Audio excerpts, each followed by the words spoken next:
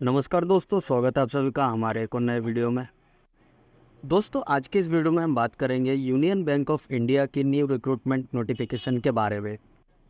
लेकिन दोस्तों, वीडियो को शुरू करने से पहले मैं आपसे यह रिक्वेस्ट करना चाहता हूं कि अगर आपने हमारा यूट्यूब चैनल सब्सक्राइब नहीं किया है तो प्लीज़ सब्सक्राइब करें, शेयर करें और बेल आइकन ज़रूर दबाएं ताकि आने वाले हर एक वीडियो को नोटिफिकेशन जो है आपको मिलती रहे। तो चलिए वीडियो को शुरू करते हैं।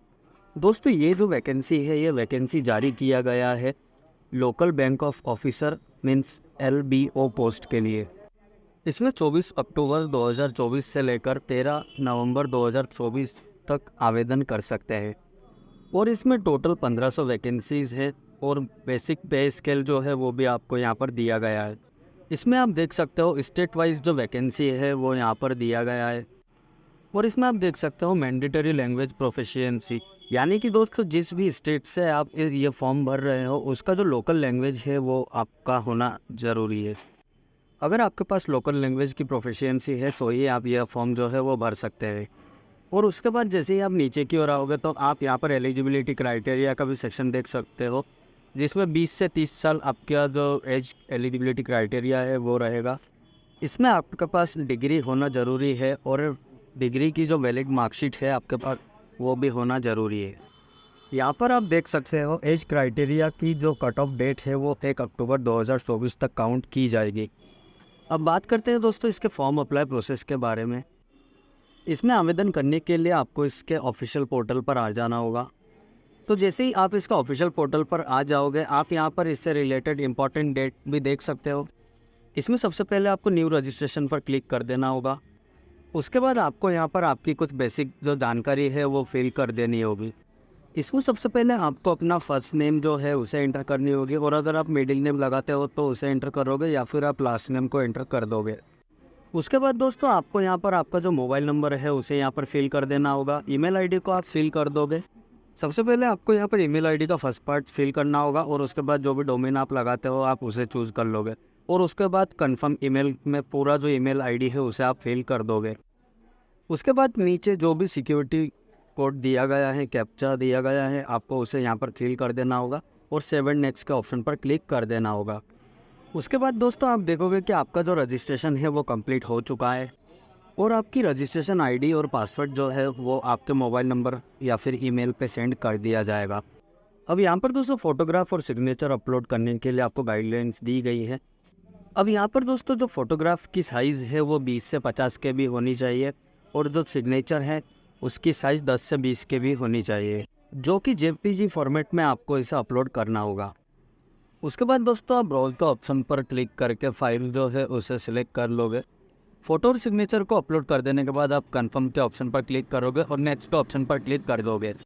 अब उसके बाद दोस्तों आपका जो स्टेट है UT है आपको उसे सिलेक्ट कर लेना होगा। आपके अकॉर्डिंग आप जिस भी स्टेट से फॉर्म भर रहे हो आपको उसे सिलेक्ट कर लेना होगा।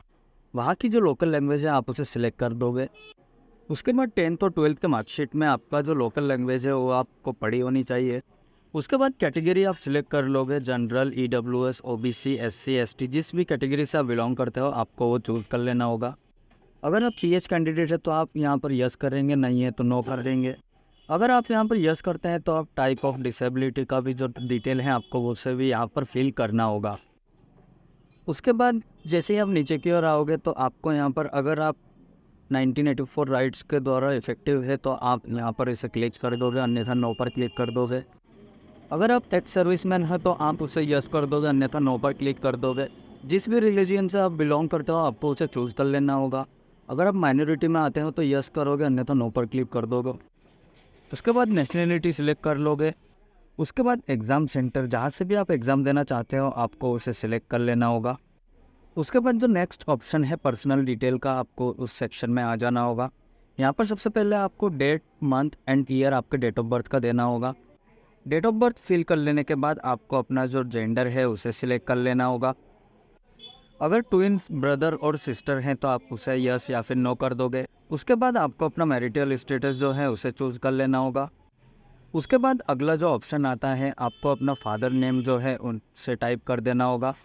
दोस्तों यहाँ पर याद रहे फादर नेम और मदर नेम भी आपको अपने 10th के मार्कशीट के अनुसार फिल करना होगा। फादर नेम को फिल कर लेने के बाद आप अपने मदर का जो नाम है आप उसे फिल कर दोगे।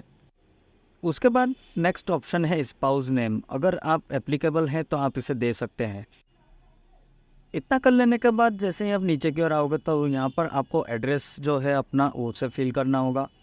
जो भी एड्रेस आप लिखते हैं आपको पूरा एड्रेस यहाँ पर फिल कर देना होगा। इतना कर लेने के बाद आप अपना जो डिस्ट्रिक्ट है उसे यहाँ पर एंटर कर दोगे। आप जिस भी स्टेट से आते हो आपको उसे चूज़ कर लेना होगा। उसके बाद आप अपने एरिया का जो भी पिन कोड लगाते हो आपको उसे यहाँ पर एंटर कर देना होगा। तो ये कुछ बेसिक जानकारी होगी जो आपको यहाँ पर एंटर करना है। उसके बाद दोस्तों अगर आपका प्रेजेंट और परमानेंट एड्रेस दोनों सेम है तो आप इस बॉक्स पर टिक कर दोगे, और अगर अलग अलग है तो आपको अलग अलग एंट्री करना होगा। चॉइस ऑफ जीएसटी सिलेक्ट कर लेने के बाद आपको यहाँ पर वैलिडेट योर डिटेल्स के ऑप्शन पर क्लिक कर देना होगा। वैलिडेट के ऑप्शन पर क्लिक करने के बाद आपको यहाँ पर 7 नेक्स्ट के ऑप्शन पर क्लिक कर देना होगा। जैसे ही दोस्तों आप 7 नेक्स्ट के ऑप्शन पर क्लिक कर दोगे तो आपको यहाँ पर एजुकेशनल क्वालिफिकेशन का जो सेक्शन है वो आ जाएगा। क्वालिफिकेशन में जो डिग्री आपके पास है उसका ड्यूरेशन ऑफ कोर्स जो है वो यहाँ पर एंटर करना होगा। तो यहाँ पर आपके कोर्स का जो ड्यूरेशन है वो आप यहाँ पर एंटर कर दोगे। ड्यूरेशन जैसे ही आप एंटर कर दोगे उसके बाद अगला जो ऑप्शन है वो डिग्री का है। जैसे ही आप डिग्री के ऑप्शन पर क्लिक करोगे तो आपके सामने यहाँ पर सारी डिग्रियाँ जो है वो ओपन हो जाएगी। आपको इनमें से कोई एक अपनी जो डिग्री है उसे सिलेक्ट करना है, और अगर इस लिस्ट में आपकी डिग्री नहीं है तो आप अदर करके इसे मैनुअली फिल कर सकते हैं। डिग्री को एंटर कर लेने के बाद नेक्स्ट जो ऑप्शन है वो डेट ऑफ पासिंग का है। तो आपने जिस भी डेट में अपनी जो डिग्री है वो पास की है आपको वो डेट, मंथ एंड ईयर आपको फिल करना होगा। इसका मतलब है आपने कब आपकी जो डिग्री है उसे पास की है, आपको उसका जो डेट है वो फिल करना होगा। परसेंटेज ऑफ मार्क आपको एंटर करना होगा, और उसके बाद आप क्लास या फिर ग्रेड को सिलेक्ट कर सकते हैं। उसके बाद दोस्तों आपको यह नोट जो है वो पढ़ लेना होगा। यहाँ पर लिखा हुआ है कि आप जिस भी दिन ये फॉर्म भर रहे हो उस दिन आपके पास मार्कशीट या फिर डिग्री उपलब्ध होना चाहिए। और फिर उसके बाद आपसे पोस्ट ग्रेजुएशन की डिग्री के बारे में भी पूछा जा रहा है। लेकिन दोस्तों पोस्ट ग्रेजुएशन की जो डिग्री का ऑप्शन है वो ऑप्शनल है, आप अगर चाहो तो इसे छोड़ भी सकते हो। आपके पास अगर कोई भी वर्क एक्सपीरियंस है तो आप यहाँ पर यस और नो कर सकते हो। उसके बाद दोस्तों जिस भी स्टेट से आप फॉर्म भर रहे हो आपको उस स्टेट का जो लोकल लैंग्वेज है वो रीड, राइट एंड स्पीक तीनों आना चाहिए। इतना कर लेने के बाद आप वैलिडेट कर दोगे और 7 नेक्स्ट के ऑप्शन पर क्लिक कर दोगे। जैसे ही दोस्तों आप 7 नेक्स्ट पर क्लिक कर दोगे तो आपके सामने यहाँ पर इसका जो प्रीव्यू है आपके फॉर्म का वो ओपन हो जाएगा।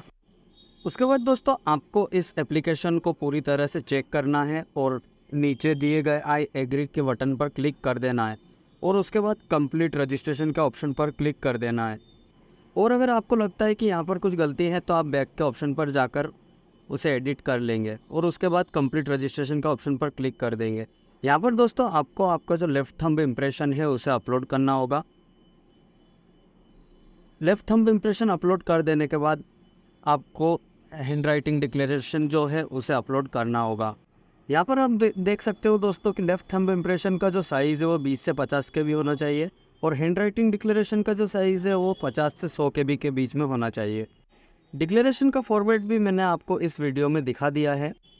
आप वाइट पेपर में इस डिक्लेरेशन को लिख लोगे और फिर इसे अपलोड कर दोगे। लेफ्ट थंब इम्प्रेशन और डिक्लेरेशन को जैसे ही आप अपलोड कर दोगे तो आपके सामने अगला जो ऑप्शन आएगा, आप थंब इम्प्रेशन और डिक्लेरेशन को जैसे ही सिलेक्ट करके अपलोड कर दोगे तो आपके सामने यहाँ पर अगला जो ऑप्शन आएगा कैप्चा फिल करने का। कैप्चा फिल करके आपको 7 नेक्स्ट के ऑप्शन पर क्लिक कर देना होगा। उसके बाद दोस्तों आपके सामने यहाँ पर पेमेंट का जो ऑप्शन है वो आ जाएगा। यहाँ पर जैसे ही आप कैप्चा को फिल कर दोगे उसके बाद आपको सबमिट के ऑप्शन पर क्लिक कर देना होगा। जैसे ही दोस्तों आप सबमिट के ऑप्शन पर क्लिक कर दोगे तो आपके सामने यहाँ पर पेमेंट करने के लिए मल्टीपल जो ऑप्शन है वो ओपन हो जाएंगे। आपको थोड़ा सा यहाँ पर वेट करना होगा, और उसके बाद आपके सामने जो भी पेमेंट करने का मल्टीपल ऑप्शन है वो ओपन हो जाएगा।